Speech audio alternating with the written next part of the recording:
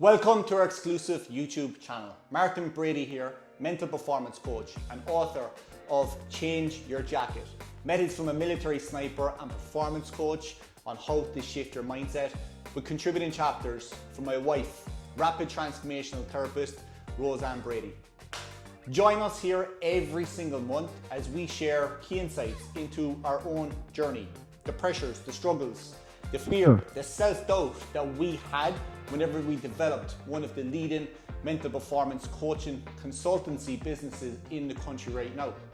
We're going to be sharing key insights into how we've helped hundreds of people to make mental and emotional shifts to their blueprint and seen big success in different areas of your life. This is going to be raw conversations. This is going to be world-class tips and pieces of advice, and we're so excited to share it with you. So hit that subscribe button, let's go, and we'll see you on the other side. Guys, you're very welcome back for our second YouTube video. Today we're going to be doing a Q&A. So we've put it out to you guys on social media in terms of what it is that you'd like to know more of, in terms of the behind the scenes, about how it is that we run the business, even the people behind the business. So we have a lot of questions. We're going to try to get through as many of them today as possible. There's going to be a bit of back and forth. It's going to be lighthearted as well. So it's not all about personal development. It's not all about giving advice and tips and strategies and things like that. Some of it is just a little bit of lighthearted conversation. And also, I suppose, a little bit about our journey in terms of, you know, leaving our full-time jobs and building the business that we have today, because that is a question that has been asked. So, and it's the first question that I am going to start off with, and there's other questions that Rosanne's not going to be fully aware of, so I've put in a few kind of like cheap ones that she won't be aware of today. But the first question is, what was the hardest part of stepping away from your old career? So I'm going to put that to you. Yeah, I suppose the hardest part was, obviously, it was a big change. I was stepping into the unknown, really, so it was very uncomfortable. But I have to say, the hardest part was actually stepping into that new identity, because I never realised what was going to come with that. I thought, you know, nobody cares what you do. Nobody, you know, judges you if you want change in your life, whereas it was the complete opposite. No one takes any notice, you assume. Yeah. But like, it, you know, you lose people along the way. You know, people would have a negative outlook towards you because, you know, who does this person think they are? She's only a hairdresser, and now she's doing these things, you know. So that was the hardest part for me. But I always tell my clients now, because when you're changing anything in life, you know, you do have to step into that new identity, and that can be in a form of a small change or a big change. And regardless of what size or way you want to look at it, big or small, there is a new identity has to be attached to you. So that is, and I always say to them, you know, yes, you'll probably lose people along the way, but you're going to meet better people, if that makes sense. And that's not being negative towards anyone else, but the people who you lose along the way, you were never going to have them in your life anyway for a very long time. So what's the hardest part? Is it losing people is the hardest part, do you find? I thought it was, but no, it's about embracing that new identity. That was the hardest part for me. Because I always had this, you know, your mind loves what's familiar and hates what's unfamiliar. So, of course, it was pulling me back. You know, this is the old version of you. Where do you think you're going? So for me, it was the new identity. But I absolutely love it now, you know. And if I had to do it again, I would be quicker to do it again, because I see what comes with it. There's nothing negative comes with that, you know. I think for me, it's very much similar to you, but I suppose a lot of people, when they are changing something in their life, like not just like for us, it was obviously a big transition, because in the space of like 4 months, we went from fully self-employed, where we both have an income coming in every single month that, you know, pays for the roof over our head, keeps the lights on, keeps the food on the table, to not having that income anymore. Now, it's not like we didn't have any income. We obviously had trust in our coaching ability, and we built a good business to that point. But you still get out of bed on that Monday morning and you say to yourself, if I decide to not turn up and coach here today, we actually don't get paid. And that's the reality for every single person that's self-employed. If you decide that today is a day where I'm not going to play, well, then you don't get paid. And a lot of people can assume that the biggest challenge they're going to face is losing people, losing friends, and the challenges that they might get from family and all these things along the way. I don't think it is. For me, it's the internal battle with yourself. And sometimes whenever you are having that internal battle with yourself, you can almost project it onto those external things that, I thought that person would support me. I thought, like I can remember it was probably year 1 or 2 of running our business, but like a really good friend of mine in the army, it was like he just completely distanced himself from me when I became self-employed. And then out of nowhere, he needed sponsorship, and he reaches out to me. It's my first time hearing from him. Never engaged with any of my social media, never left like so much as a word of support. But all of a sudden now it's like, oh hi, we're doing this race. Can you give a sponsorship and can you share it on your social media? And I'm like, where have you been for the last 2 years? But again, that's, I suppose, me going through those early stages where I'm going through a challenging period. And it's very easy to kind of look at other people and say, why weren't you there to support me? Whereas now I see things different. Every single person has their own things going on in life. And whenever I'm making that identity shift, it's always the inner conflict with myself. It's always how much you question yourself and you overcome those challenges. And I think that's the hardest part. It's looking in the mirror and it's overcoming that battle with yourself. I think is the hardest battle that you will have in any aspect of life, The next question, do your boys pick up on what you both teach? Hugely, yeah, they do. Sometimes, especially with our older boy, Ryan, he's 15, sometimes he can be a little bit resistant towards, I think you'd agree with that, it's like, I don't want to hear about it, and that's just because sometimes at that age, I think, he often would say, my friend said that they saw you on social media, or were you doing such and such thing because my friend follows you? And I'm like, yeah, and I think that kind of can be at that age a bit embarrassing. I think we're very cool parents, but of course, he thinks differently now. But then he really surprises me, the things he'd come out with, different things that might happen in school and how he sees it, and then Shay's like military operation, really, isn't he? Yeah. Like, he's so bought into everything. He's like, how can people not, know these things? And, it's great, really, it is. But, it's like anything. It's like sometimes you see families with children and they could be the best parents and yet the child will go the complete opposite way. But I have to say we are very lucky, in a sense that we do it in a very natural way. We don't push anything on them. Yeah, it's not like we teach them. It's not like we bring them up here for like a 45-minute class every day. But, at that age, like I genuinely believe the more you try and impose on a child, like from 11 to 15, the more you try and impose them, the more you'll actually push them away.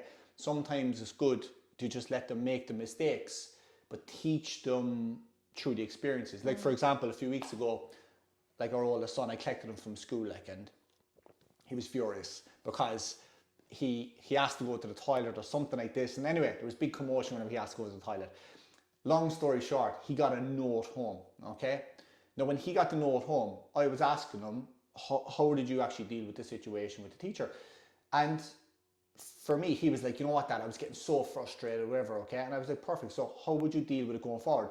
And I was able to teach him a little bit about conflict and about emotional control. And I was like, Ryan, if anyone ever gets angry with you, okay, you go the opposite, you go calm. You understand their emotional state. So let's say, for example, if you're speaking to someone and they're angry, the first thing you would say is, okay, I can understand you're angry right now. And just leave it at that. And then straight away, the person's going to say, I'm not angry. And you say, well, you're shouting at me, so you're angry. And they'll say, well, yeah, I am shouting, I apologize. I was angry. And then, so you actually win the conflict. But for me, it's like letting your kids make mistakes like that.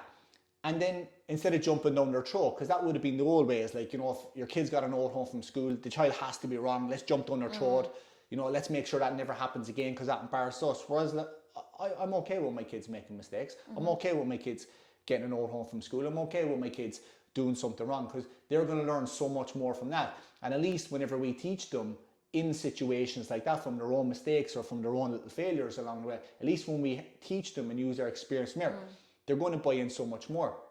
I think as well, when you are like building a business, your older kids are going to see so much more of it. Like when I look at Ryan, he's very emotionally mature. I genuinely think out of everyone on the planet, he's the one person that understands me the best because he's seen the journey along the way. Like he's been there from, you know, me going back to my leaving cert, you know, back in 2011, right up to going through, you know, back to college and studying and building a business. And he's seen, you know, when it's really good, he's seen when it's really poor. He's seen when it's really good, he's seen when it's really bad. He's seen when it's got worse. He's seen whenever it's really good. He's seen that emotional roller coaster of what it actually is like to run a business. And I think it's made him very, very, very emotionally mature. Yeah. Even just the other day, he says to me, Dad, do you want to go to the cinema on Saturday?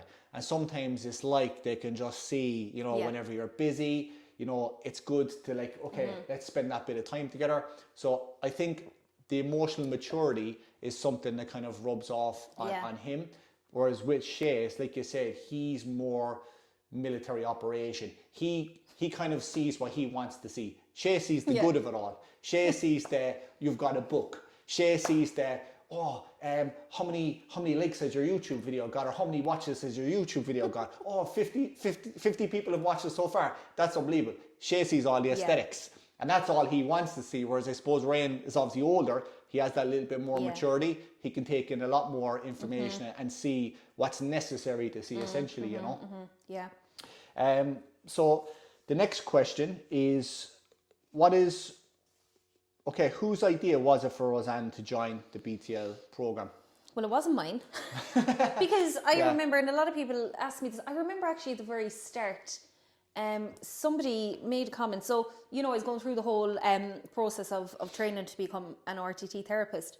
Well, you started off with the life coaching. Oh yeah, well, I'd done that a long time beforehand, and I never really looked. I was doing that for myself, you know. And I was like, no, sure, like I'm never going to be helping people, but it's great that I get a more understanding of myself. And I suppose because I would have had RTT therapy myself in the past, it always sat with me that, you know, I'd love to help people that little bit more. So anyway, when I went and I obviously studied with Marissa Peer and all, I remember one of the past clients, lovely woman now, by the way, but she said something to me one day, wouldn't it be great now, you know, if you slotted in there with Martin and the program? And I remember kind of that, to me, she didn't mean anything bad by it, but how I picked it up, I was like, oh God, people are going to think now that, this one just rocks up and, you know, falls into the program and she's all made up. And actually that was the opposite really to what I wanted. Because, you know, like I was doing my own thing for a while without even wanting to come on social media. It wasn't me. Social media is not my favorite thing. I didn't believe at the time that you needed to do that. But I started to see it a bit differently. And I remember there was a couple of your clients and you had mentioned it to them or they had mentioned it to you. God, I wonder with doing a bit of work with Rosanne, would that benefit me? And I think even from you, from the side of the fitness coaching way back, you know, when you used to do that, I think, you know, when I studied to be an RTT therapist and I learned about the mind and our emotions and all of these different things, I kind of used to sit back and say, God, I wonder, is that what's wrong with, you know, people who can't keep the weight off, why they keep sabotaging? And it all kind of linked for me. And I think you kind of saw at that stage as well, Jesus, you can only bring people so far without them having to do the work, you know, on their mindset. So when a few clients had said that to me, and then I obviously came and helped them and got on really, really well.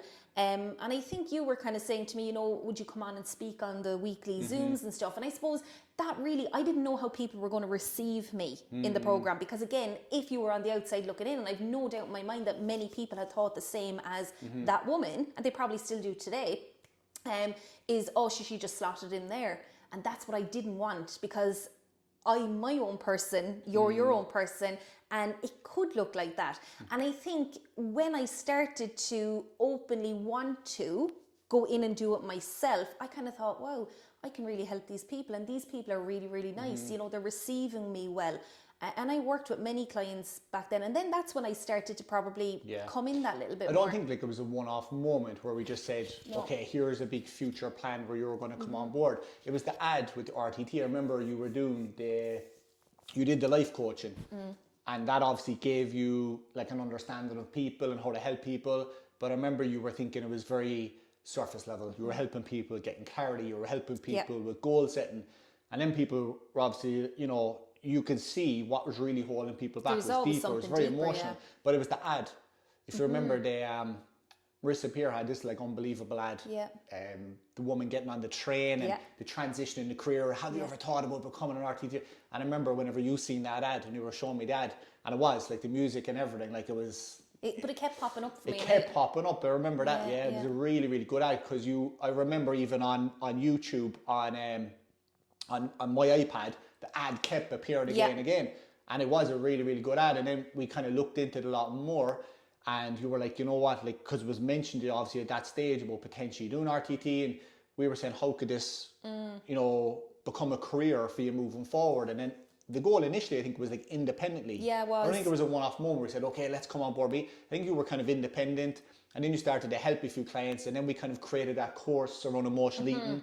And then it was at that stage, you were very hands-on with a number of clients, and we decided, why not, you know, reframe what it is that we do here. And you know, now I would look at it and I would say, God, those people don't need my help at all. That was my belief before.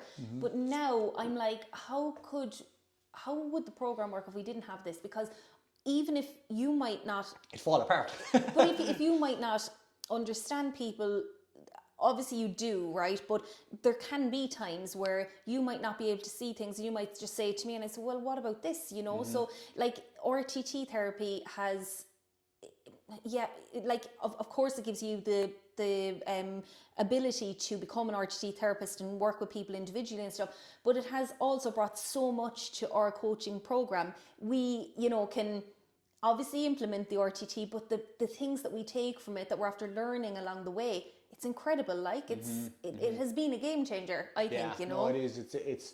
Look, it was a fantastic investment, and it's something that's obviously really standard. It's giving it a platform to keep continuing going on and keep educating yourself and keep leveling up, you know. I think that's really, really important.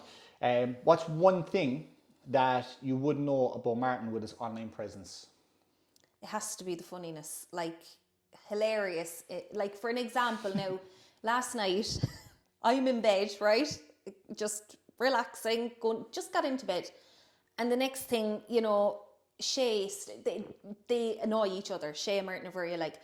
And he came into the room and he said something, and before you know it, they're wrestling each other, right? And then it went into a completely different thing, and Martin is down the end of the room, and I won't even say what he was doing now, but I was choking on what I was eating. I was like, what the hell? And I remember I used to say to you all the time, and I still do, you need to bring parts of that, because a lot of people will say to me, and not out of, not in a negative way, but in kind of, God, you know, standoffish way, I would often say to clients, you know, Martin's there, like especially with careers and things like that, and he's really, really good, and they're like, I'm kind of afraid of Martin. And I'm like, why? And he's like, he's really, you know. And it's funny because I'm like, well, if you actually knew the real side of Martin, like, and then you knew the real side of me, you would be afraid of me and you wouldn't be afraid of him.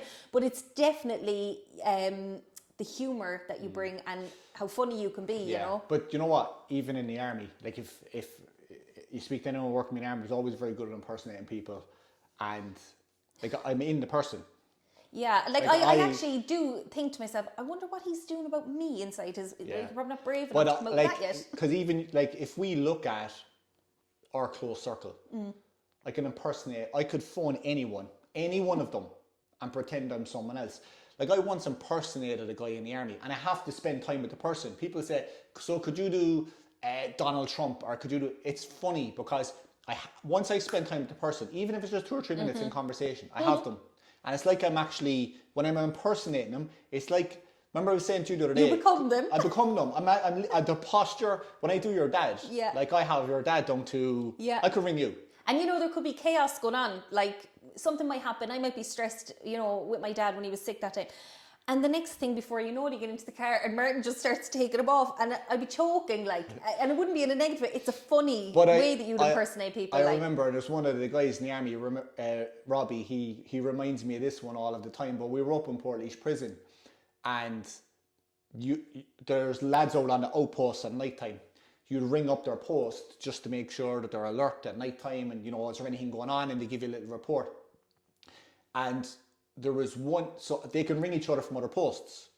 But let's say, for example, there's a post here and there's a post up in this roof. I meant to ring the guy up in this roof and pretend I was the guy from this roof, okay? But I didn't. I rang the guy at this roof, right? Pretending to be him, thinking I was speaking to the other guy. So I rang him pretending to be him. He phoned back. He's like, can I come down off the post? I was like, why, what's wrong? He goes, I think I'm hallucinating. He goes, the phone rang and it was me. And I was like, because there was another guy in the office with me. I was like, he thinks it was him, you know? And I remember another time, I pretend I was a Finnish, an officer from Finland. I phoned one guy one day. Everyone's in the office with me now. And there's one of the guys, Decky, and he's in on the joke with me. And we rang another guy who was on patrol. I was pretending I was an officer from Finland. I'm doing a voice from Finland because I spend time with the officer. So when I'm on the phone, I'm him. I'm in him. Like, I take up his body language. I stand like him. The following day, I rang the same guy who was in on it with me and I caught him. But what I always say to you about online then, Rosanne said to me, you need to bring more of that online. But I genuinely believe, right, being funny and being witty, it's instinctive. And if I said, oh, I'm going to go online now and I'm going to be funny online and I'm going to show people my humour, that's acting. That's like, okay, yeah, I'm going to go on camera now and, oh, that thing that we spoke about today now. It probably wouldn't even be funny. I'm going to redo it. And then it's not funny, you know? And I genuinely believe, because she sees funny people online, she'd be, Mark, you're way funnier than him, you should bring this online. But Rosanne, he's just literally, like, he's not being real there. Like, that's literally preempted, the camera's set up, oh no, I'm going to be funny now. So, oh, that joke that I shared today, I'm going to go online and share that. It's gone. You have to leave it. And if you're funny in an instant, you don't repeat it. Yeah. That's rule number one. You impersonate someone out, leave it, you don't repeat it, Yeah. you go on to a new situation. I say things all the time when I'm impersonating people. And Rosanne said, did he actually say that? I'm like, no, Rosanne, I just totally made it up. I make up the weirdest scenarios Yeah, I know. in my head. Okay, so the funny one, Rosanne. So I'm a funny man. Thank you. So the next question, all right? What is one thing that makes clients love working with you? I don't know. What is it, guys? No, well, to be honest with you, the feedback that I get from people is, I think initially when somebody starts to work with me, right, I am very empathetic, and everyone that knows me would know that I am. But one thing that I do with every single client is I like to be very honest with people, you know. I am very empathetic, but I'm also very honest. And, you know, one of the guys recently last week said to me on a call, he said, you know, Rosanne, when I first reached out to you, my whole idea of working with you was, you know, that you'll not mother me, but, you know, you'll be there for me when I'm really, really struggling. And he goes, and you are. He said, you know, I messaged you on the weekend at times and you've always got back to me. But he said, what I love is that, you know, you call me out on my bullshit, you know, and I'm like, well, I don't really do that, do I? And he said, but you do.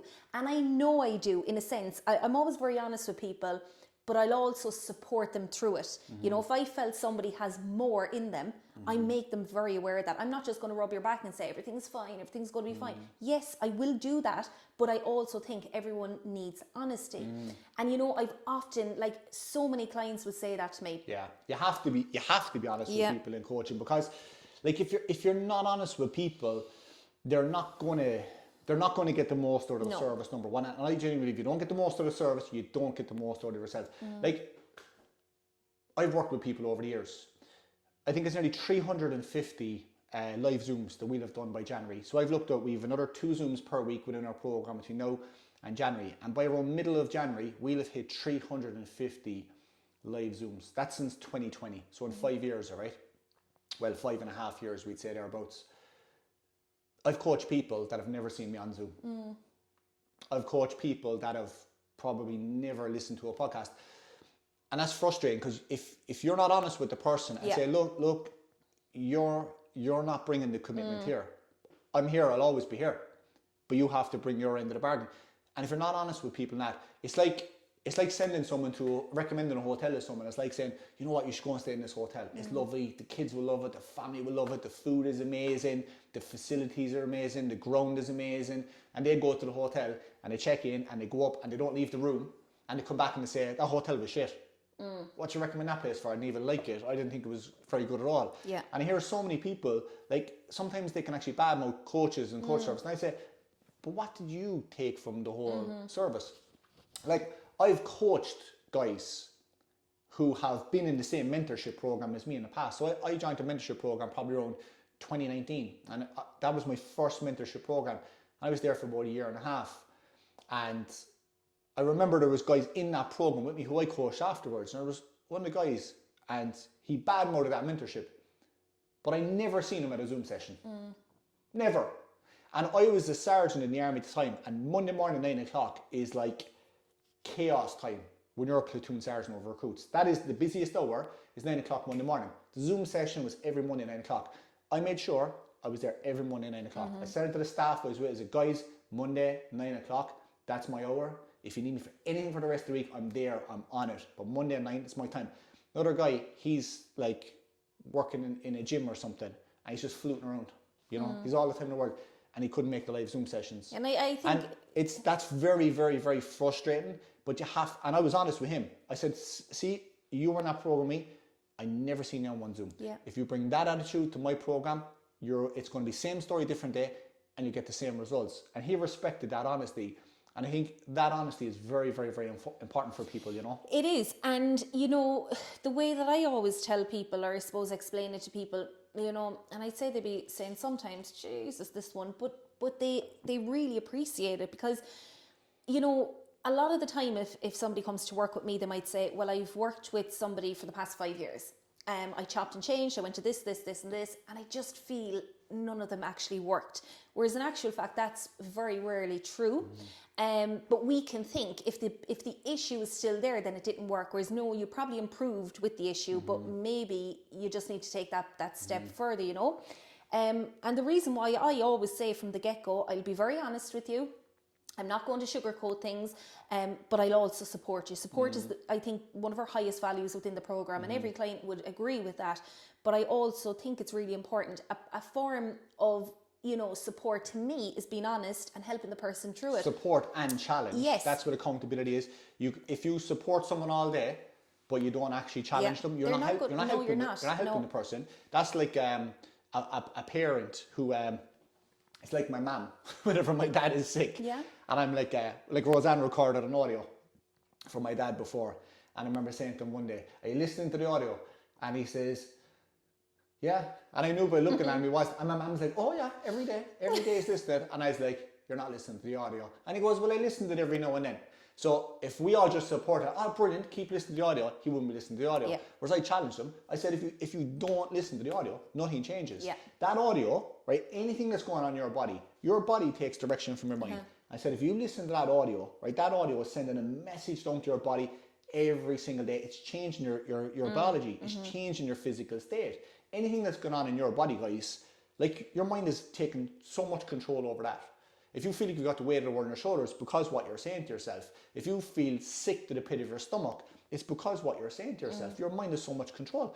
And even that, with that little bit of challenge, someone will turn around and go, you know what, you're right. I'm not doing it, but I'm going to start doing it. But that's accountability. It's being able to say, look, I know you're not giving it your best, but I know you're capable of giving your best. So what do we need to change so that you can give your best, so you can get the best out of yourself, you know? What do we do to relax? Nothing. Nothing.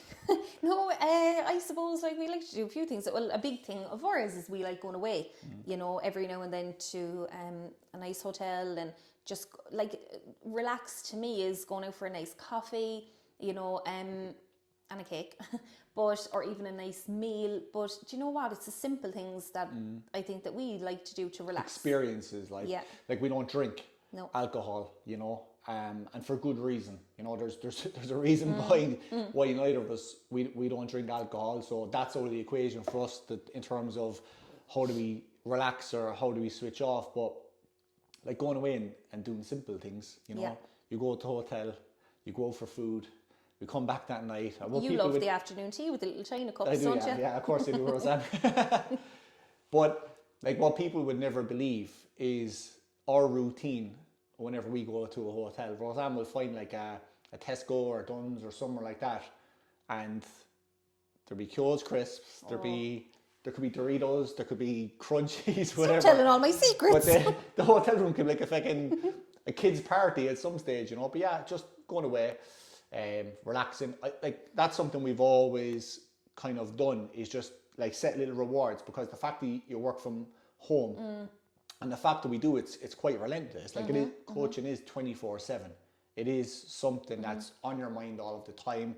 It is something you invest so much time, so much energy into. So I suppose what we've always kind of set ourselves is these little kind of like rewards of things that we can do that just allow you to completely switch off and relax. Like Thursday mornings, we always make that a non-negotiable. Well, definitely 90% of the time, where we'd go off somewhere different and just go for breakfast. And typically on a Thursday, we wouldn't start work until about 2 p.m.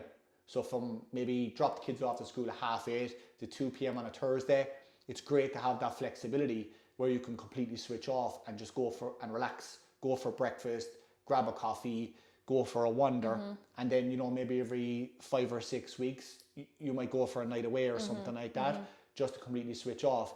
And it just, I suppose it just reinvigorates you. It does, and you come back and like it's amazing the ideas that come to your mind as well for, you know, what we could do for the clients or what we could actually add to the program. And it's so important to do that. I think everyone needs to do that really, because it allows you to sit with yourself. I know a lot of people say to me, I can't sit with myself, I don't like sitting with myself. But you get very creative. You do. You know, like anytime I go away, even if it's just to drive there and back, it's like new ideas just come, like that idea, accountability coach. That's like a new service that we've added to our program now that I think will be very, very, very good for people. That's just an idea where you're just driving down the road, you're listening to something, and something just hits you straight away, you know. Is there something about each other that annoys you? Wait, now to get my list. Holy shit. Well, I suppose... That book behind you there, give me that. There's probably 400 pages in that of... Well, I suppose, for me, I've a list. No, I'm only joking. I suppose the biggest thing really that I suppose really fucking can annoy me sometimes is because you're so organised, and again, it's like military operation. I can't cope with that. Like sometimes I'm just like, Jesus, just because I'm the complete opposite, like complete opposite. And that's one thing. Everything else, it goes in here and out there. I don't really take any notice of it, really. What's everything else? Everything else, like, you know, putting the empty freaking cartons into the fridge. I'm like, I don't do that. This is gone. That's the kids. No, it is you.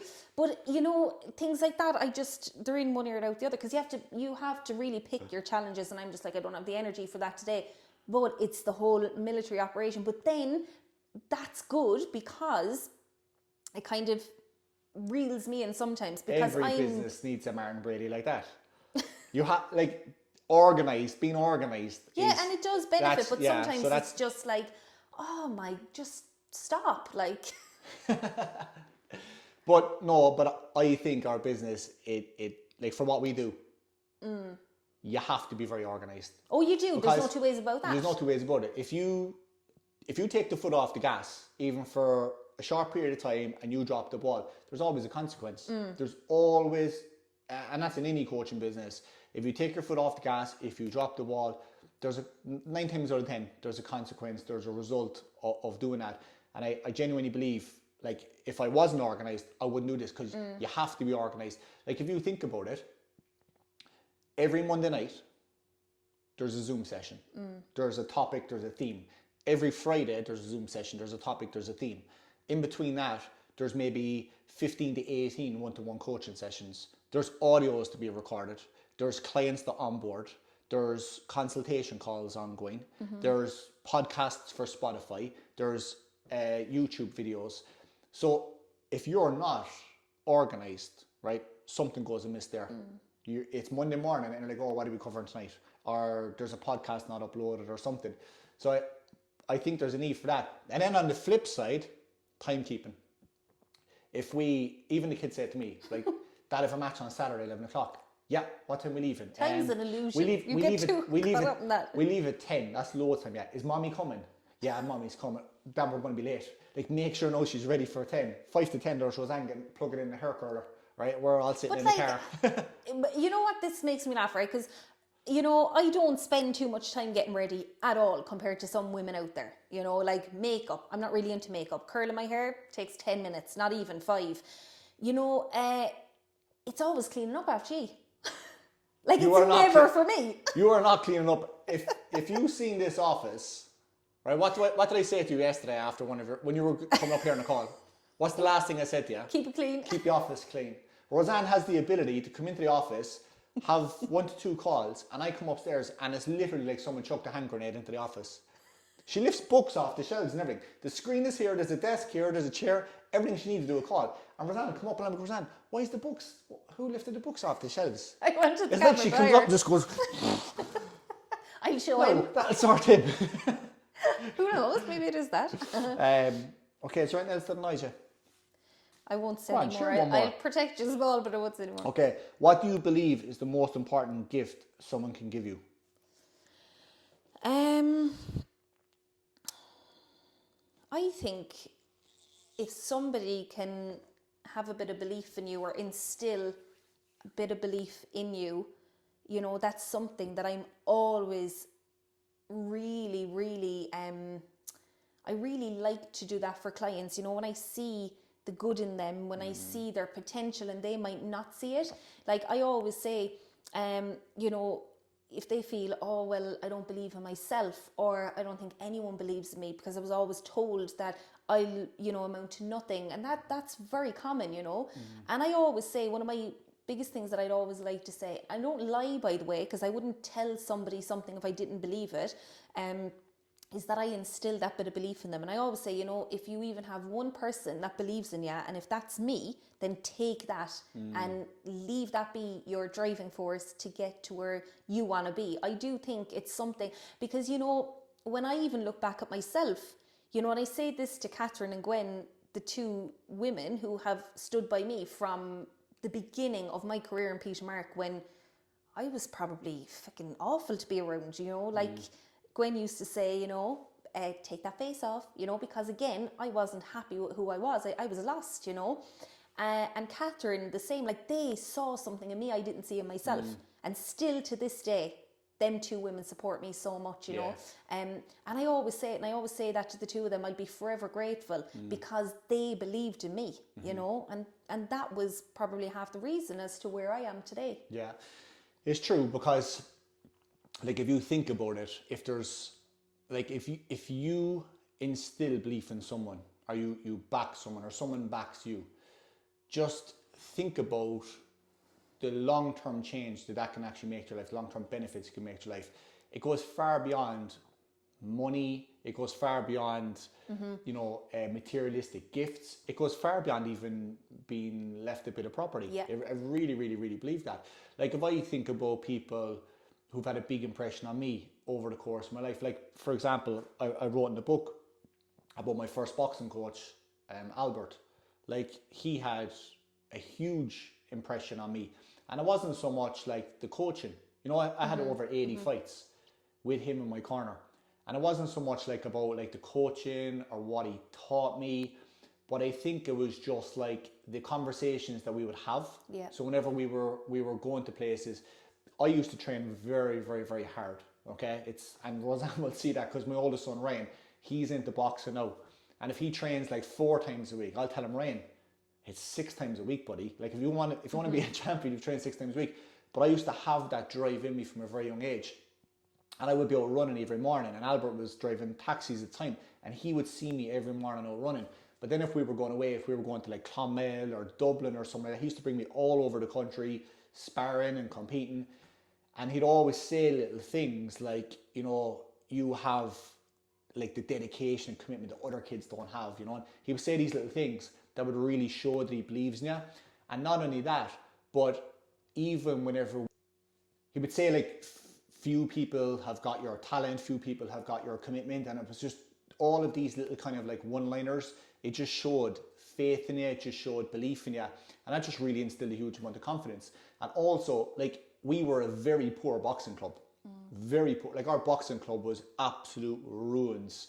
You know, like there was holes in the walls. It was infested with rats. You know, numerous times it had to be fumigated.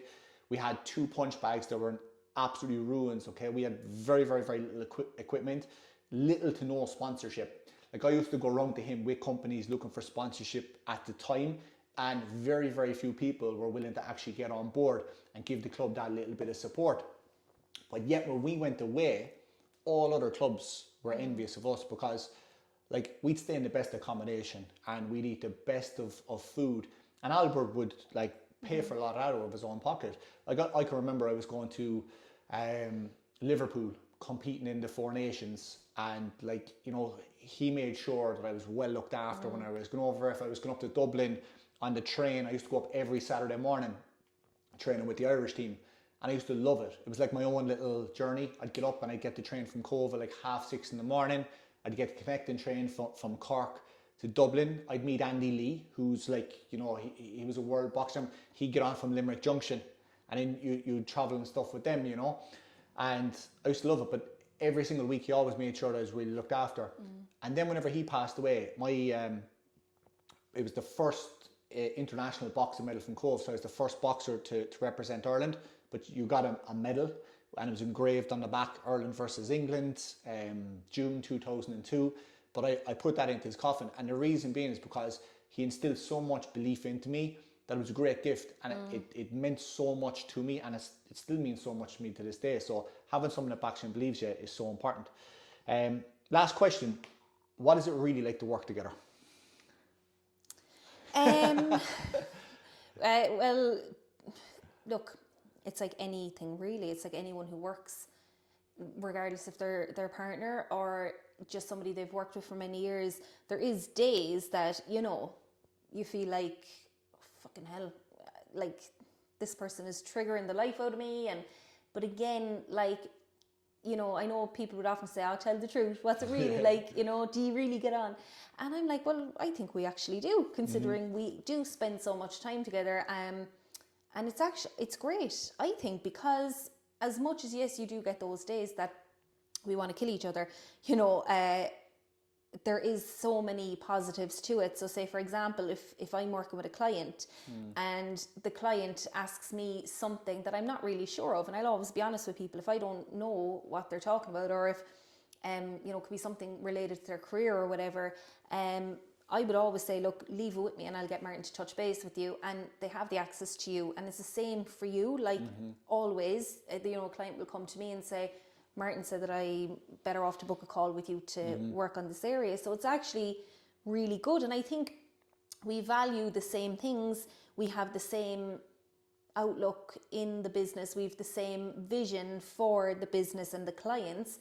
So I think that's really what pulls us through that, if that makes sense, or supports us through that. Like from a business success standpoint, it massively enhances the business because like the communication is frequent, because we spend so much time with each other. Obviously, like there's days where Rosanne might be off meeting a client, I might be off meeting a client. There's days where I might be doing a little workshop with a client. There's days where obviously we both, it's not like we're on calls together, except for the Zooms on a Monday night. Other than that, we don't do anything else together. It's all independent work. So there's days where we spend a lot of time independent, but we spend so much time communicating about the business. You know, like even before this, you know, we went out, we had a coffee, and we sat down and we spent an hour, and we're planning all of the time about new things. Like there's a new service now that we're integrating in, so you can collapse time and you can move the business forward so much quicker. So it massively benefits the business on a personal level as well. Like obviously the nature of what we do, you're going to understand relationships so much more. You understand different stages a relationship can be at. If you're not communicating with each other, it can build a lot of resentment. If you both have different values, it can create a lot of resistance. So at least I think when you operate a business together, it keeps your values very much aligned, which is good. Because like, let's say for example, before, like when you were hairdressing and I was in the army, and I think most couples are probably like this, but when you were hairdressing and I was in the army, you could have an argument over the stupidest thing. And you might talk to each other for 5 days, you know, and there's probably so many people. 5 months. But I remember guys in the army would say things like that to me. They'd be like, you know, they could fall out over the stupidest thing in the world, and I might talk to each other for a week, they might talk to each other for 2 weeks or something. Fellas would say, I'm just going to live in the barracks for a week, you know. And for them. Yeah. The women can't go Off and over. go. But that's the reality. Whereas you can't do that when you run a business together. Like you have to, if you're bickering over small things, you have to be able to get over really, really quick, because at the end of the day, there's a business to run. You know, there's things that need to be done. So the communication always has to be there. So it eradicates a lot of that. But at the same time, clients always ask, like, Martin, come on, like, do you and Rosanne argue, you know? Of course we argue. Of course we still argue. Like, at the end of the day, we're still a married couple. We still have like a personal relationship with each other as well as a business relationship. And the personal relationship always comes first. Like, I look over at the hook on the stairs and I think back to a few years ago, the North Face jacket, and then I got mine with the scar. But I remember we were arguing one day. Rosanne was down the bottom floor. She had headphones in, so she couldn't hear me. So I was shouting down, shouting down. I thought she was ignoring me. I didn't know she had the headphones in. So I was shouting louder and louder and louder. And then Rosanne took the headphones out. She lost the plot with me. So we're shouting back and forth. It's like I was throwing a hand grenade down to Rosanne. Rosanne's throwing it back up. We're shouting back and forth. The next thing, she came up after me. And you'd swear he's going to hit him. Like. I know. But just as she came up, there's a hook. Just as you come up our stairs to come into here, there's like a hook on the left side, right? And Rosanne had a North Face jacket at the time. And I remember the hook caught the jacket and it nearly took the arm completely off the jacket. There was a big I tear. was raging. Yeah. I remember thinking, if Martin actually gave out to me and told me I'm leaving, I'd say, all right, go on, bye. But my jacket was like, I was more hurt over the jacket because I was only new. You were traumatized over the jacket. And then 2 weeks later, what happened with the same hook? I was like, that hook. You got a great laugh off the jacket. The hook knew this is my territory. You know, it was like a forward operating position. In the army, you had a forward operating position ahead of my office. But then 2 weeks later, I was hanging down. Sometimes, I don't know why, stupidest thing in the world, but I'd hang down from the attic and jump onto the floor, like a chin up, and I'd hang down, jump onto the floor instead. And the hook caught me of about a 5-inch scar from here right across the elbow, and it literally took lumps out of me. But overall, like, working together, I think there's a huge amount of benefits to it because it does keep your values very much aligned. And like from a business success standpoint, communication, it's much sharper, it's much more frequent. But I think as well, you know, if it does feel, because there is times where you do feel some weeks like, you know, we could be really busy, but it's still like we're around each other, you know, a lot. And I think we're very clear and open and okay with, say, if I said to you, I'm going off there, I'm going to go and do a bit of work in a coffee shop or whatever, goodbye. I'm going to get my nails done. Yeah, the nails.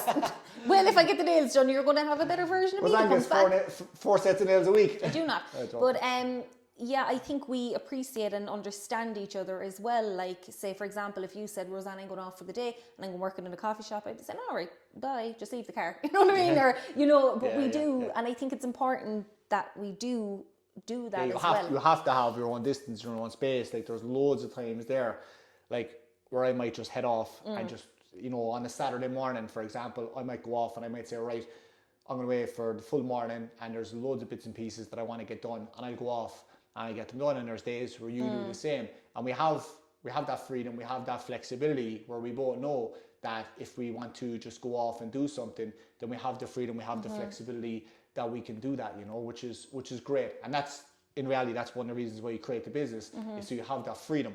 You know, you don't have to be somewhere at a certain time. You have the freedom where you can make your own choices, you make your own decisions, and it's important that we both exercise that like as much as possible. I think we covered a lot there today. So I hope you enjoyed that, guys. It's just a little bit of an insight. The behind the scenes, it's obviously something, like I said, it's the same as what I mentioned a while ago about being funny online.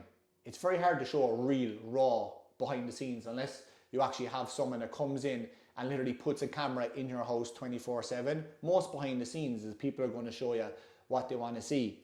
We want to be as open and honest as possible.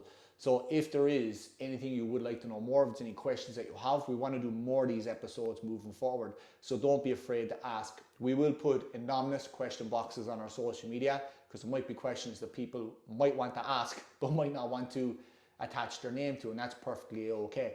But I hope you enjoyed this episode. Hit that subscribe button and we'll see you on the other side for more episodes coming soon.